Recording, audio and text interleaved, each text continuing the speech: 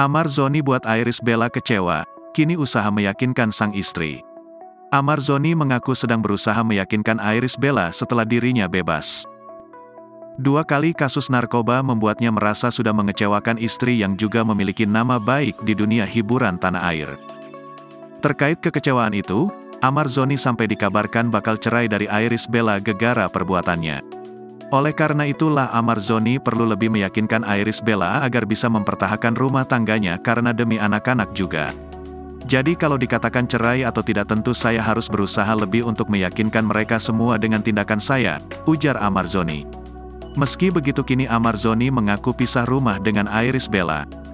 Namun, setelah Amar Zoni bebas dari penjara justru pisah rumah dengan Iris Bella. Saya tinggal bersama bapak saya sekarang. Saya minta doanya untuk kesembuhan ayah saya, karena saya cuma punya satu-satunya sekarang, jelas Amar.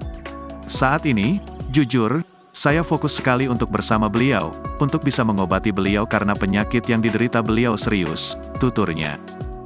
Diakui Amar, kesehatan sang ayah mulai membaik usai dirinya keluar dari penjara. Kalau untuk sampai saat ini hubungan saya masih insya Allah baik, dalam tanda kutip saya harus berusaha jelas, saya sudah mengecewakan fans, tapi saya mengecewakan istri saya, yang mana dia juga mempunyai nama di dunia entertainment.